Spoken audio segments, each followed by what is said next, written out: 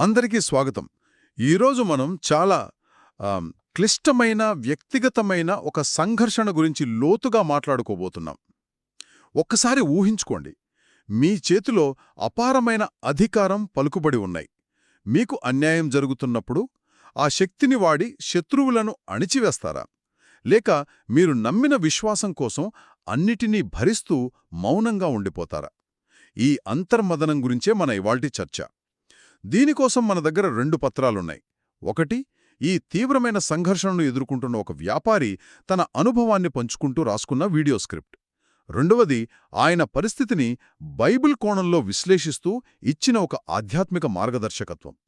మన లక్ష్యమేంటంటే, ఈ అంతర్గత యుద్ధం ఎంత తీవ్రంగా ఉంటుందో అర్థం చేసుకోవడం, బలహీనతగా కనిపించే మౌనం వెనుకున్న బలాన్ని అన్వేషించడం. సరే, ఇక దీనిని విడమరిచి చూద్దాం. మొదటి పత్రంలో చూస్తే, ఈ కథలోని వ్యాపారి తన గురించి తాను చాలా నిజాయితీగా చెప్పుకున్నారు. ఆయన ఒక పత్రికను కూడా నడుపుతున్నారు. తన పాత జీవితం గురించి చెబుతూ, నన్ను ఎవరైనా మోసం చేయాలని చూస్తే వాళ్లకు నా భాషలో చుక్కలు చూపించేవాడిని అని ఒప్పుకున్నారు. అంటే ఆయన బలహీనుడు కాదు, చాలా శక్తివంతుడు.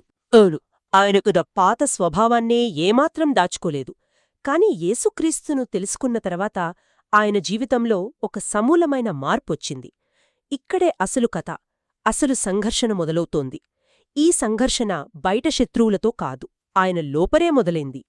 ఒకవైపు తన పాత స్వభావం, మరోవైపు తను కొత్తగా నమ్మిన విశ్వాసం. ఈ రెండింటి మధ్య యుద్ధం ప్రారంభమైంది. కరెక్ట్. ప్రస్తుతం ఆయన జీవితంలో ఒక పెద్ద తుఫాను నడుస్తోందని ఆ పత్రంలో ఉంది. చట్టబద్ధంగా తనకు రావాల్సిన కోట్ల విలువైన స్థలాన్ని తనకిచ్చినవారే అన్యాయంగా వెనక్కి లాక్కోవాలని చూస్తున్నారు. ఆయన మాటల్లోనే చెప్పాలంటే, ఒకప్పుడు నన్ను చూసి భయపడేవారే ఇప్పుడు నా కళ్ల ముందే డాన్స్ చేస్తున్నారని. వాళ్ళు ఆయన మౌనాన్ని చేతకానితనంగా భావిస్తున్నారని ఆయన చాలా ఆవేదన చెందారు. ఈ పరిస్థితిలో ఎవరికైనా కోపం రావటం సహజం. కాని ఇక్కడ మనం గమనించాల్సింది ఆయనలో జరుగుతున్న అంతర్గత యుద్ధం. ఇది బయట వ్యక్తులతో జరుగుతున్న పోరాటం కన్నా చాలా తీవ్రమైనది. ఒకవైపు ఆయన అనుభవం, ఆయన గతం, ఆయన మనసు. నీ పవర్ చూపించు, నీ పలుకుబడివాడు, ఒక్క ఫోన్ కాల్తో ఈ సమస్యను పరిష్కరించు అని గట్టిగా చెప్తోంది. కాని మరోవైపు ఆయనలోని ఆత్మ, ఆయన నమ్మిన విశ్వాసం, వద్దు, ఇది నీ యుద్ధం కాదు, ఇది దేవుని యుద్ధం, నువ్వు మౌనంగా ఉండు అని హెచ్చరిస్తోంది. సరిగ్గా ఆ రెండింటి మధ్య నలిగిపోతున్నారు. ఆ బాధను ఆయన వర్ణించిన తీరు నిజంగా మనసును కదిలిస్తోంది. ఎవరో నా గుండెను చేతుతో పట్టుకుని గట్టిగా పిండేస్తే ఎంత ఊపిరాడని బాధ కలుగుతుందో అంత వేదన కలుగుతోంది అని రాశారు. వావ్! అది ఎంత శక్తివంతమైన వాక్యమో కదా. నిజమే. ఇది కేవలం ఆర్థిక నష్టం గురించిన బాధ కాదు, తనను తాను నియంత్రించుకోవడం వల్ల కలిగే తీవ్రమైన మానసిక వేదన. కొత్త స్వభావం అనే మాటలు వాడుతున్నారు. ఈ మాటలు కొంచెం ఆధ్యాత్మికంగా అనిపించవచ్చు. ఒక్క నిమిషం. అంటే పాత స్వభావం, కొత్త స్వభావం అంటే ప్రతీకారం తీర్చుకోవాలనే మన సహజమైన ప్రవృత్తికి మరియు విశ్వాసం ద్వారా మనం ఎంచుకునే ఒక స్పృహతో కూడిన ప్రతిస్పందనకు మధ్య జరిగే పోరాటం అని అనుకోవచ్చా? అంటే మనసు చెప్పేది వర్సెస్ ఆత్మ చెప్పేదిలాగా. సరిగ్గా అదే. మీరు దాన్ని చాలా బాగా సరళీకరించారు. ప్రతీకారం తీర్చుకోవాలనేది మన సహజ ప్రవృత్తి, అదే పాత స్వభావం. కాని విశ్వాసం మనకు సహనాన్ని, క్షమను నేర్పుతుంది, అదే కొత్త స్వభావం. ఈ వ్యాపారి సరిగ్గా ఆ రెండింటి మధ్య చిక్కుకుపోయారు. ఈ భరించలేని సంఘర్షణ మధ్యలో ఆయన ఒక చాలా కఠినమైన, ధైర్యమైన నిర్ణయానికొచ్చారు. ఆ పత్రంలో ఉన్న ఆ మాటలు నిజంగా ఆలోచింపజేస్తాయి. దేవుని చిత్తం అయితేనే ఆ ఆస్తి నాకు రావాలి. నా బలంతో తెచ్చుకుంటే అది దేవుడిచ్చినది కాదు. ఒకవేళ దేవునికి ఇష్టం లేకపోతే అది కోట్లు విలువైనదైనా నాకు వద్దు. ఈ మాట చెప్పడం తేలికే కాని ఆచరించడం నరకంతో సమానం. కోట్ల ఆస్తి కళ్లముందే పోతుంటే దాన్ని ఆపగల శక్తి ఉండి కూడా వాడకుండా ఉండటం, అది అసాధారణమైన విశ్వాసానికి నిదర్శనం. అయితే అదే సమయంలో సాతాను మనసులో ఎన్నో సందేహాలు రేపుతున్నాడని కూడా ఆయన ఒప్పుకున్నారు. నువ్వు చేస్తున్నది మంచితనమా లేక చేతకానితనమా? నీ మౌనాన్ని వాళ్లు నీ మూర్ఖత్వంగా చూస్తున్నారు అన్న ప్రశ్నలు తనను వేధిస్తున్నాయని రాశారు. నాకు ఇక్కడొక ప్రశ్న వస్తుంది. బయటి ప్రపంచం దృష్టిలో ఇది మూర్ఖత్వమే కదా. తన హక్కుల కోసం పోరాడకుండా దేవుడికి వదిలేస్తున్నాననడం ఒక రకంగా బాధ్యతారాహిత్యం అనిపించదా? ఇది పలాయనవాదం కాదా? మంచి ప్రశ్న. ఖచ్చితంగా బయటి ప్రపంచానికి ఇది అలాగే కనిపిస్తుంది. కాని ఆయన కోణం నుండి చూస్తే ఇది పలాయనవాదం కాదు. ఇది యుద్ధక్షేత్రాన్ని మార్చడం. ఆయన భౌతిక యుద్ధం నుండి ఆధ్యాత్మిక యుద్ధం వైపు వెళుతున్నారు. ఓ అందుకే ఆయన తన సొంత బలాన్ని నమ్మకుండా తోటి విశ్వాసుల ప్రార్థనా సహాయం అడుగుతున్నారు. ఆయన 3 స్పెసిఫిక్మైన విషయాల కోసం ప్రార్థించమని కోరారు. అవును, ఆయన చాలా స్పష్టంగా వాటిని పేర్కొన్నారు. మొదటిది, ఈ శోధనలో పడిపోయి సహనం కోల్పోయి తన పాత స్వభావం అంటే ఆ దౌర్జన్యం వైపు వెళ్లకుండా ఉండాలని. రెండవది, తనకు జరుగుతున్న అన్యాయంపై దేవుడే కలుగచేసుకొని న్యాయం జరిగేలా చూడాలని. అంటే ఈ యుద్ధం నాది కాదు, నీది అని పూర్తిగా దేవునికే అప్పగిస్తున్నారు. అవును. ఇక మూడవది, ఇది అన్నిటికన్నా ముఖ్యమైనదిగా అనిపించింది. ఆస్తి వచ్చినా రాకపోయినా ఈ సంఘటన వల్ల దేవునితో తనకున్న సంబంధం మాత్రం తెగిపోకుండా ఉండాలని ప్రార్థించమని కోరారు. ఇది ఆయన ప్రాధాన్యతలు ఎక్కడ ఉన్నాయో స్పష్టం చేస్తుంది. ఆస్తి కన్నా సంబంధానికే ఎక్కువ విలువ ఇస్తున్నారు. సరే, ఆయన తన నిర్ణయం తీసుకున్నారు, ప్రార్థనా సహాయం కోరారు. కాని అసలు ప్రశ్న ఇంకా మిగిలే ఉంది. ఆయన తీసుకున్న ఈ నిర్ణయం బలహీనత లేక బలమా? ఇప్పుడు మనం రెండవ పత్రం వైపు చూద్దాం. ఈ ఆధ్యాత్మిక విశ్లేషణ ఆయన తీసుకున్న నిర్ణయాన్ని బలహీనతగా చూడటం లేదు. దానికి బదులుగా ఆధ్యాత్మిక పరిపక్వతకు ఒక స్పష్టమైన నిదర్శనంగా అభివర్ణిస్తోంది. ఇది చాలా ఆసక్తికరంగా ఉంది. కరెక్ట్. అంటే ప్రపంచం బలహీనతగా చూసేదాన్ని ఈ విశ్లేషణ బలంగా చెబుతోంది. ఖచ్చితంగా. ఈ విశ్లేషణ ఆయన పరిస్థితిని బైబిల్లోని 1వ యోహాను 4వ అధ్యాయంతో చాలా అద్భుతంగా ముడిపెడుతుంది. ఇది ఆయన అడిగిన ప్రశ్నలకు దేవుడు ఇస్తున్న సమాధానంలా ఉంది. 1వ యోహాను గ్రంథం ఎందుకు అంత సంబంధితంగా ఉందిక్కడ? ఆ గ్రంథం యొక్క నేపథ్యమేమిటి? మంచి ప్రశ్నం. 1వ యోహాను గ్రంథం బయట నుండి తీవ్రమైన ఒత్తిడిని, వ్యతిరేకతను ఎదుర్కొంటున్న ఒక విశ్వాసుల సమూహానికి రాయబడింది. ఆ గ్రంథకర్త యొక్క ముఖ్య ఉద్దేశ్యం ఏమిటంటే, బయట మీకు కనిపిస్తున్న శత్రువుల కన్నా మీలో ఉన్న ఆధ్యాత్మిక శక్తి చాలా గొప్పది అని వారికి గుర్తు చేయడం. ఓకే. కాబట్టి ఈ వ్యాపారి పరిస్థితికి ఇది సరిగ్గా సరిపోతుంది. బయట శత్రువులు డాన్స్ చేస్తున్నా భయపడొద్దు, నీ లోపల ఉన్న శక్తిని నమ్ముకో అని చెప్పడమే దాని సారాంశం. అర్థమైంది. కాబట్టి ఇదొక ప్రత్యక్ష పోలిక. ఆ విశ్లేషణలో ఏ వాక్యాలను ఉటంకించారు? ప్రధానంగా 3 విషయాలు చెప్పారు. మొదటిది 4వ వచనం, లోకములో ఉన్న వానికంటే మీలో ఉన్నవాడు గొప్పవాడు.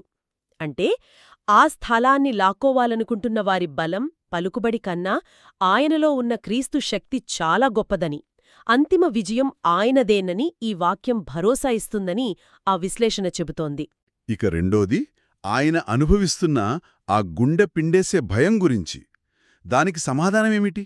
దానికి సమాధానంగా 18వ వచనాన్ని ఉటంకించారు. పరిపూర్ణ ప్రేమ భయమును వెళ్లగొట్టును. ఇది కొంచెం గందరగోళంగా అనిపించవచ్చు. అవును, నాకు అదే అనిపించింది. ఆర్థిక సమస్యకు ప్రేమకు సంబంధమేమిటని? ప్రేమ ఎలా భయాన్ని పోగొడుతుంది, ముఖ్యంగా కోట్ల రూపాయల నష్టం జరుగుతున్నప్పుడు? ఇక్కడ ప్రేమ అంటే దేవునిపై సంపూర్ణ నమ్మకం, ఆయన ఉద్దేశాలపై విశ్వాసం. ఆయన అనుభవిస్తున్న భయం పోవాలంటే ఆ ఆస్తి ఫలితాన్ని పూర్తిగా దేవునికి వదిలేయాలి.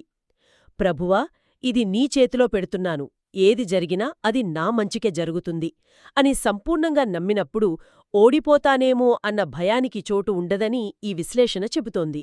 అంటే ఫలితం మీద ప్రేమను వదిలేసి దేవుని మీద ప్రేమను పెంచుకోవడం అన్నమాట. సరిగ్గా. చాలా లోతైన విశ్లేషణ. ఇక మూడవ విషయం. మూడవది 15వ వచనం ఆధారంగా చేసిన విశ్లేషణ. ఆయన తన పాత స్వభావాన్ని, అంటే ఆ కోపాన్ని, ప్రతీకారేచ్ఛను చంపుకుని దేవుని కోసం మౌనంగా ఉండటమే దేవుడు ఆయనలో ఉన్నాడనడానికి అతిపెద్ద సాక్ష్యమని ఆ పత్రం పేర్కొంది. లోకాన్ని అనుసరించే వ్యక్తి అయితే ఈపాటికే ప్రతీకారం తీర్చుకునేవాడు. కాని దేవుని కోసం ఆగడమంటే ఆయన ఆత్మ లోపల బలంగా పనిచేస్తోందని అర్థం చేసుకోవాలి. కాబట్టి ఈ విశ్లేషణ ప్రకారం ఆయన మార్పు బలహీనత కాదు, అది అపారమైన బలం. ఆ పత్రంలో ఒక మంచి పోలిక వాడారు, అది నాకు బాగా నచ్చింది. సింహం మౌనంగా ఉన్నంత మాత్రాన అది పిల్లి అయిపోదు. అవును, ఆ వాక్యం మొత్తం పరిస్థితిని సంగ్రహిస్తోంది. ఆయన సహనం, ఆయన మౌనం ఆయన చేతకానితనం కాదు, అది ఆయన ఆత్మీయ బలానికి, ఆత్మ నిగ్రహానికి నిదర్శనం. అది నియంత్రిత శక్తి. ఆ పోలిక అద్భుతంగా ఉంది. సహనాన్ని బలహీనతగా కాకుండా నియంత్రణలో ఉన్న బలంగా చూడటం. ఇదొక కొత్త దృక్కోణం. ఒక్క క్షణం దీని గురించి ఆలోచిద్దాం. చర్య తీసుకోగల సామర్థ్యం ఉండి కూడా తీసుకోకపోవడమే అసలైన జ్ఞానం. చాలా శక్తివంతమైన ఆలోచన. కాని ఇక్కడ మరో ప్రశ్నొస్తుంది. మరి ఏం చేయాలి? తన శక్తిని వాడకూడదు అంటే పూర్తిగా నిష్క్రియంగా ఏమీ చేయకుండా ఇంట్లో కూర్చోవాలా? లేదు, ఆ సలహా అది కాదు. అక్కడే చాలా కీలకమైన ఆచరణాత్మకమైన మార్గదర్శకత్వమిచ్చారు. తన పాత పద్ధతి అయిన దౌర్జన్యం లేదా అధికారాన్ని దుర్వినియోగం చేయడం వాడకూడదు, కాని సత్యమనే ఆయుధాన్ని వాడవచ్చు. ఆగండి, సత్యమనే ఆయుధాన్ని వాడటం అంటే ఏమిటి?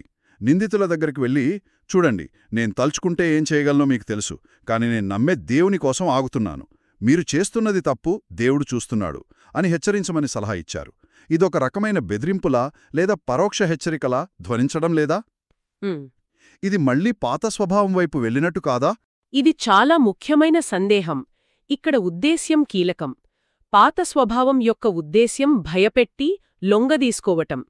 కాని ఇక్కడ ఉద్దేశ్యం వాస్తవాన్ని చెప్పి వాళ్ల మనస్సాక్షిని మేల్కొలపటం. ఇది కోపంతో చేసే దాడి కాదు, గంభీరంగా చేసే హెచ్చరిక. ఓకే, నేను నిన్ను శిక్షిస్తాను అని చెప్పటం లేదు, నీ చర్యలకు దైవిక పరిణామాలు ఉంటాయి అని గుర్తుచేస్తున్నారు. ఇది పిరికితనం కాదు, సత్యాన్ని చెప్పడం కూడా విశ్వాసంలో భాగమే.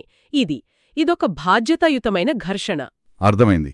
అంటే ఉద్దేశమే ఆ రెండింటి మధ్య తేడాను చూపిస్తుంది. అలాగే చట్టపరంగా చేయాల్సిన ప్రయత్నాలు చేస్తూనే ఉండాలి, కాని విజయాన్ని మాత్రం దేవుని మీద ఆధారపడి ఆశించాలని సూచించారు. అవును. సామెతలు 21:31లో చెప్పినట్లు, గుర్రాన్ని యుద్ధదినమునకు సిద్ధపరచవచ్చును, అయితే జయము యెహోవా ఆధీనము.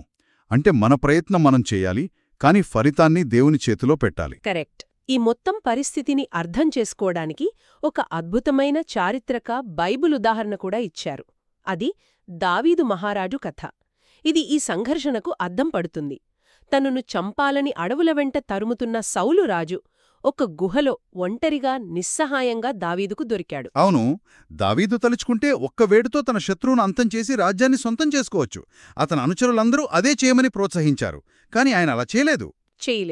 తన చేతిలో కత్తి ఉన్నా, అధికారమున్నా, అవకాశమున్నా, నేను దేవుడు అభిషేకించిన వాణ్ణి చంపను, దేవుడే తీర్పు తీరుస్తాడు అని తన బలాన్ని వాడలేదు.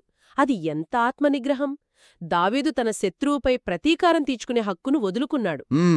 ఆ త్యాగాన్ని, ఆ నిగ్రహాన్ని దేవుడు చూశాడు.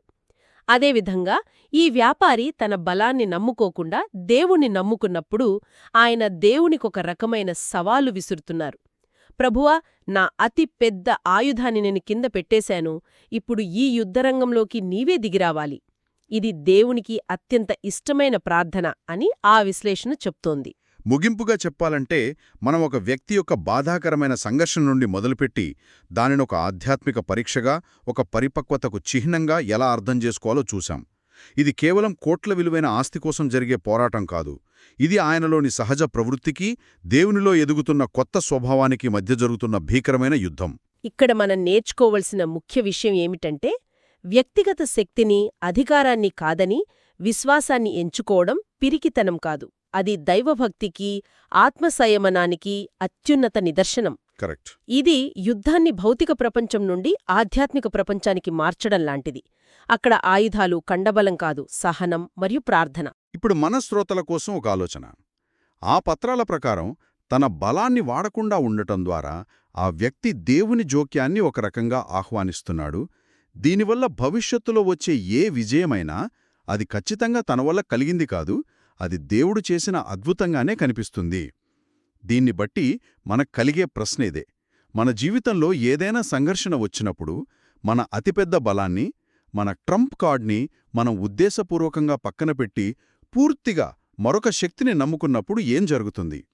అది ఒక ఉన్నత శక్తి మాత్రమే పూరించగల ఖాళీని సృష్టిస్తుందా, లేక అది చేతకానితనంగా మిగిలిపోయి ఓటమికి దారితీస్తుందా? ఆలోచించండి.